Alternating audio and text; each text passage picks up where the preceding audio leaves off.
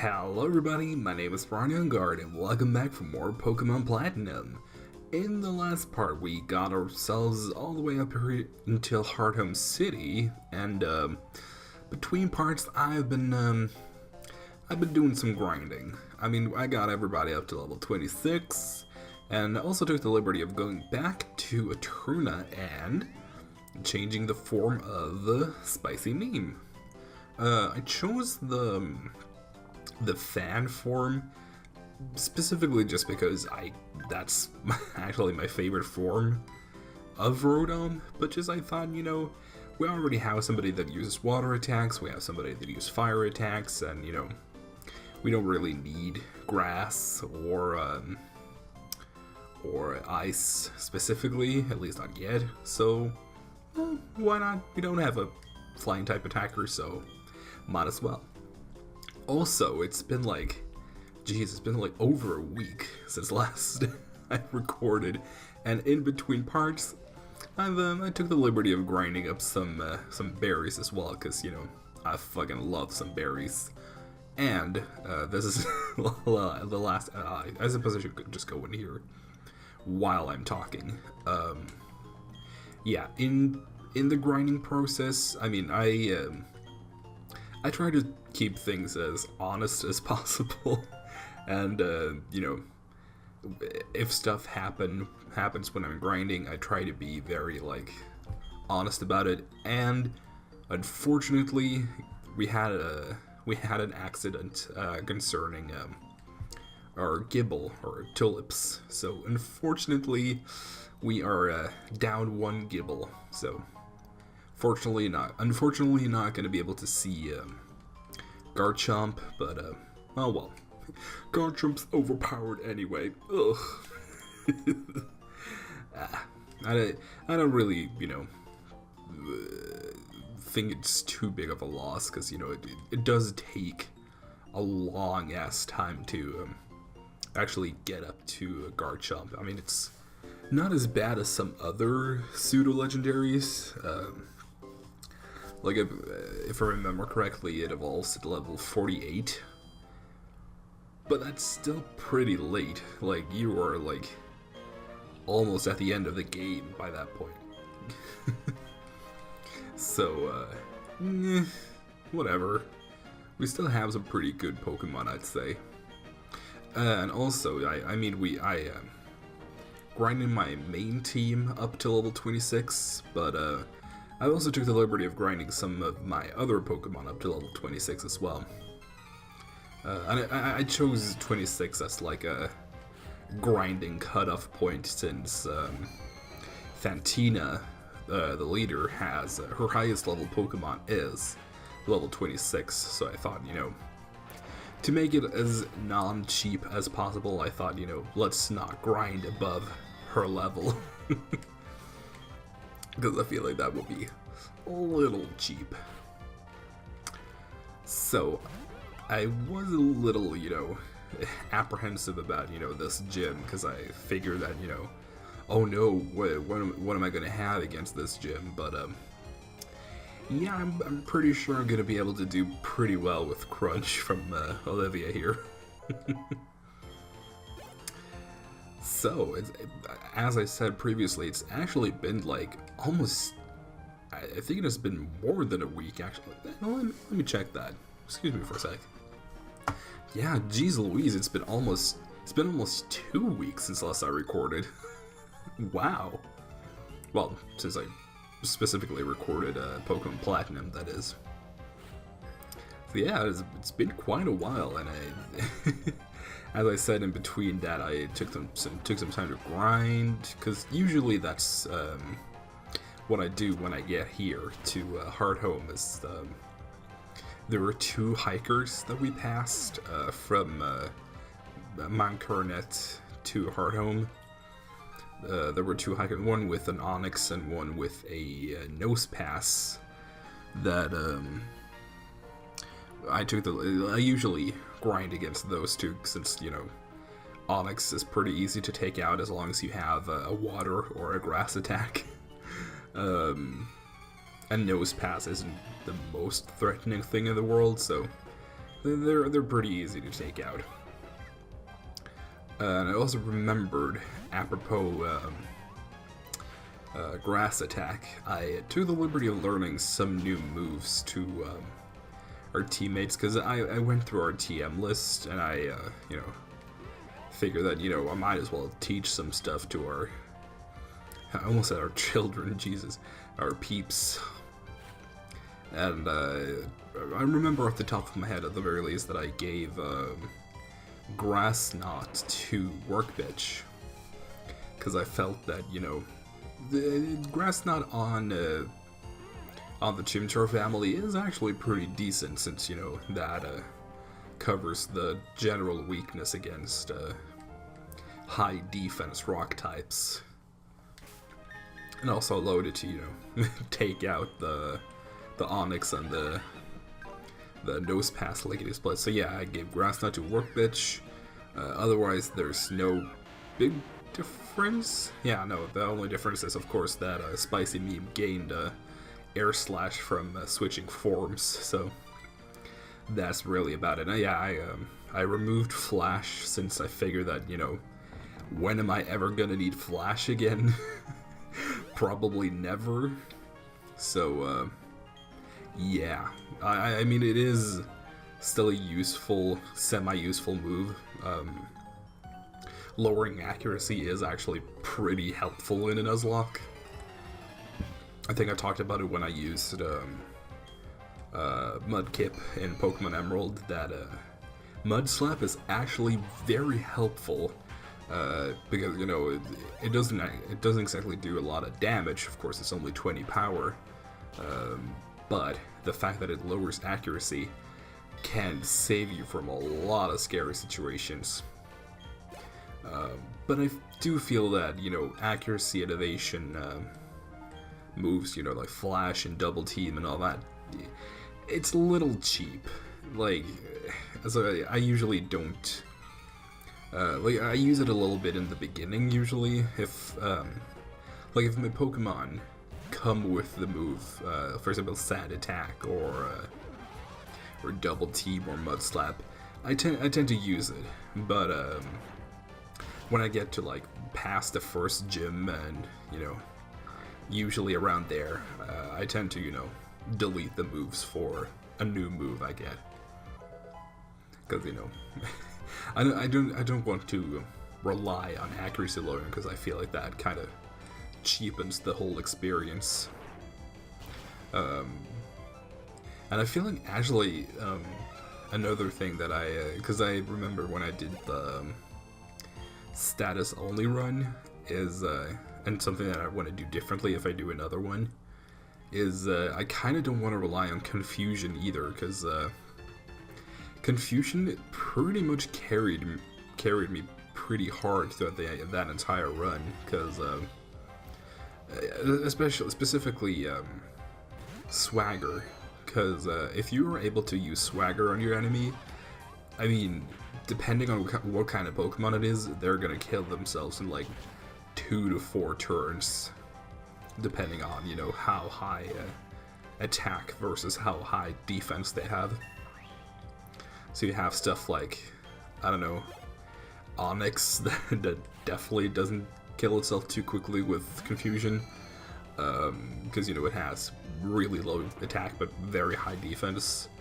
But then you have, like, other, you know, like the typical glass cannons that have, you know, high attack and low defense that, you know, take themselves out in like 2 turns. So yeah, I feel like it's a little cheap, but not as cheap as, you know, accuracy and evasion. In fact, I actually didn't use any kind of accuracy evasion moves on that playthrough at all, even though, you know, I definitely could have done so, because, you know, Sand Attack and, you know, Double Team and all those moves, they are definitely, you know, status moves, so that would have been within my reach. But, as I said, kind of cheap. Let's use it. No, wow, I thought we had lost more HP than that. I thought a lot of those Ghastlies and Haunters were gonna use friggin' Sucker Punch on us, but apparently not. I'm gonna use an Ether because, you know, the Leopard Berries are coming right up, so not too worried about using them. Because, you know, an Ether and a Leopard Berry are completely identical. Except for how much it sells for, pretty much. With, you know, an Ether selling for a little bit more than a Leopard Berry, but I mean, who the hell is gonna sell an Ether? Comment below, have you ever sold an Ether? I'd be mighty surprised if that wasn't the case. So I'm not sure if I've ever done so. Wow. Okay. I definitely did not expect that. I definitely thought that we were gonna, at most, two-shot that thing. Come on. I think Miss Maggie's actually has lower defense than...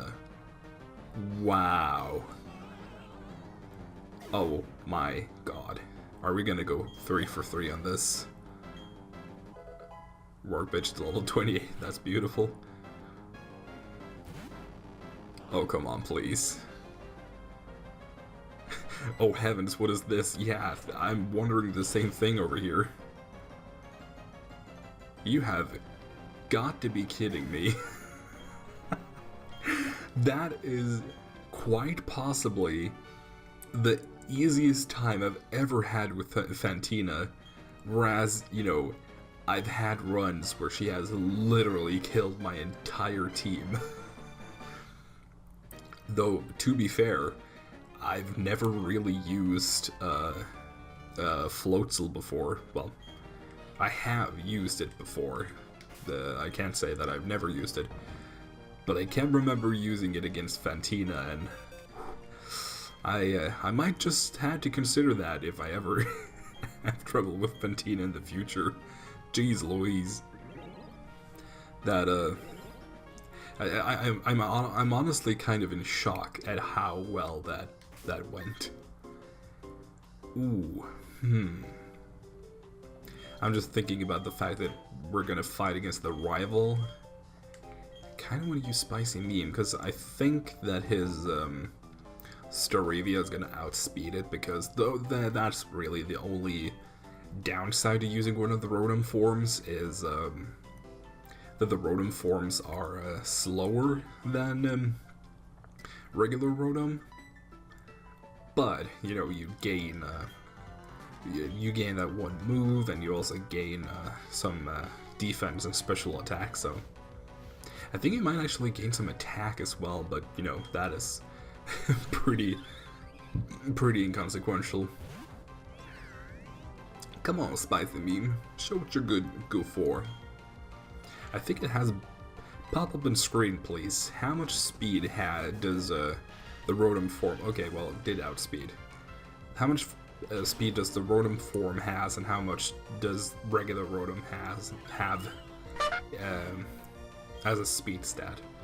I believe the forms have something like 80, possibly 86, and regular Rotom, I think, has something in the 90s, perhaps 96.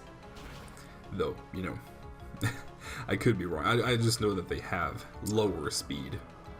Just, I don't know how much lower. Oh. That, I thought that was gonna do more, but apparently not. Oh lord. The thing is that I always, whenever I think about the Rotom forms, I think of them as, you know, really, really slow, because I'm used to hearing people talk about them in a competitive sense, where, you know, having 80 base speed is like you're basically slow as hell. Like even base 90 speed in Generation 4 is like, Jesus Lord, that is slow. I remember especially looking at Arcanine, like that is a Pokemon where I feel like even Well, no, it is, the category it is, I think it's the legendary Pokemon.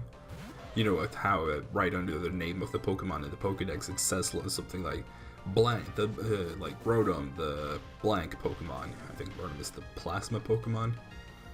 And I think, Arcanine is the legendary, but I think I think it's in Japanese, it's called Windy. And also in general, all of its Pokedex entries talk about how, you know, how fast it is, and, you know, in general, like it learns extreme speed and, you know, all that kind of shit. But it's surprisingly slow. Like, you would think, like, in my head, well, not really, because I do know how fast it is, but Arcanine strikes me as a Pokemon that should have, like, I don't know, at least 105 speed, or, you know, something in the hundreds.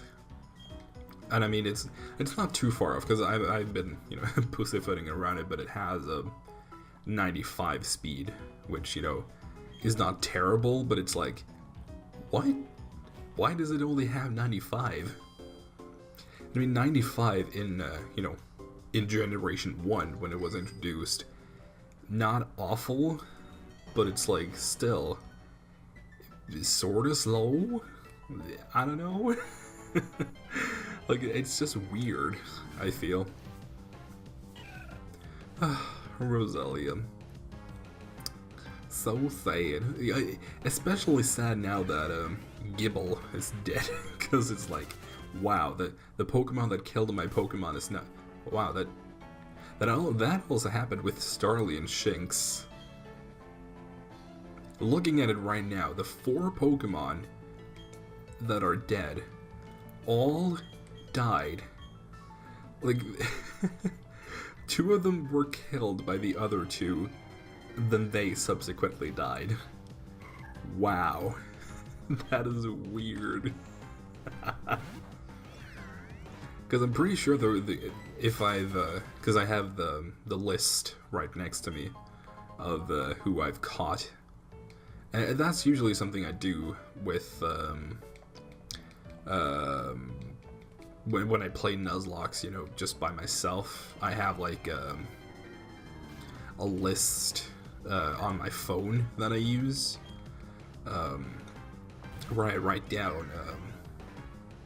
First, I write the nickname, and then I write the species name, and then I write where I caught it, just so you know that I can have a coherent list of, you know, have I caught something there, and, you know, what did I call it, so that I don't accidentally use a nickname twice, because, you know, that might happen. Oh.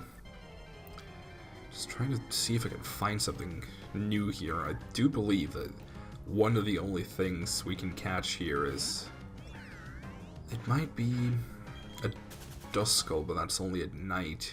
And then there's also Chansey.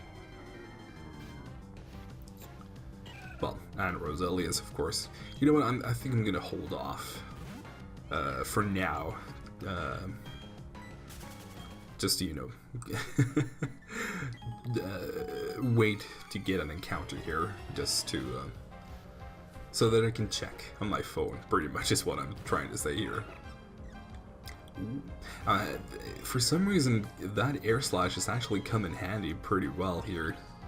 Oh, I didn't even think about the fact that, you know, the Electric and Fly, that is, you know, that Zapdos right there.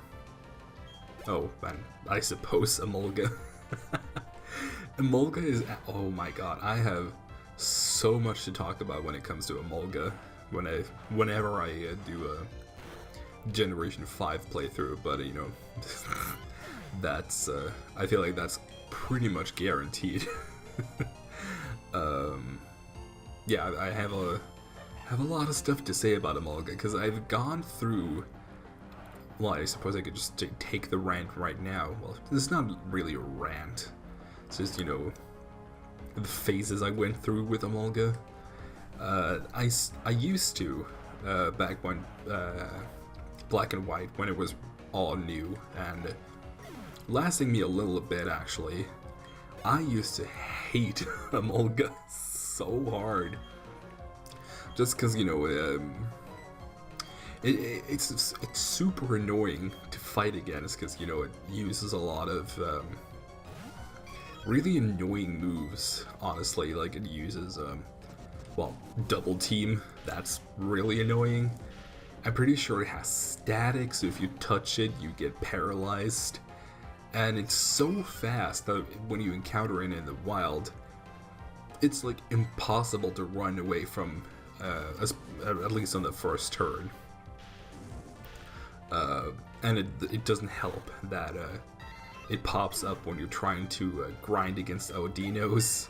So, you know, you're just trying to fight against Audino, and then boom, that fucking thing pops up. So it has like all of the makings of being a super duper annoying Pokemon.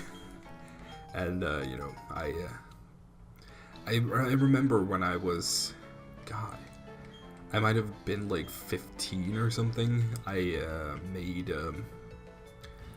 was making Let's Plays back then too, but you know, they were honestly pretty shitty.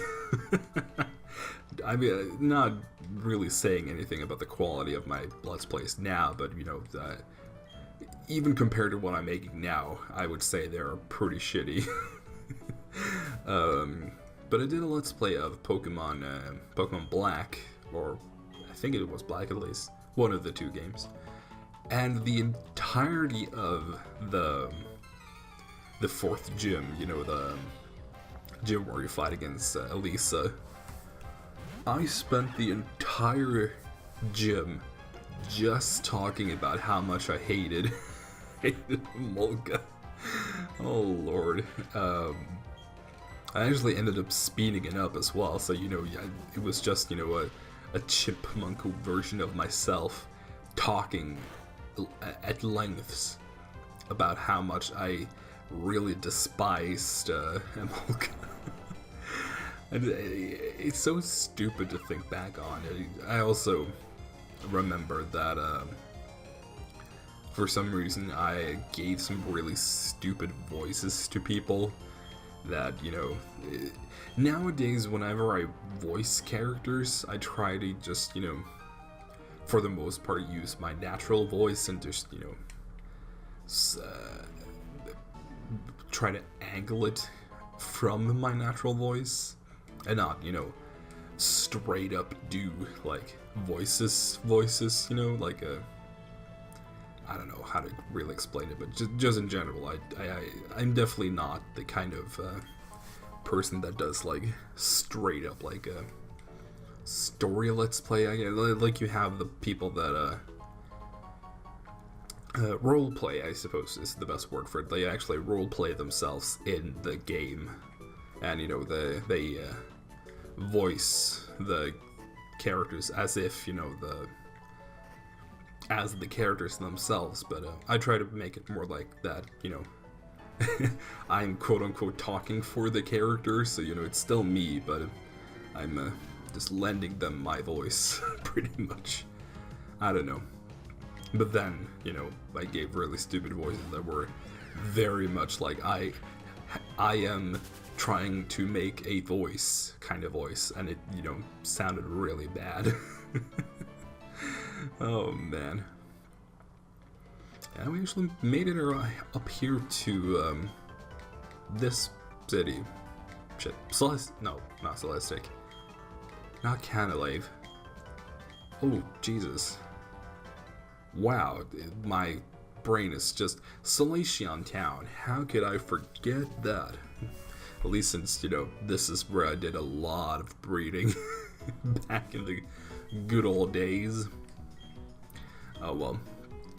I think, you know, this has been a fairly good length of an episode, so I think I'm gonna be seeing you guys in the next time. Goodbye.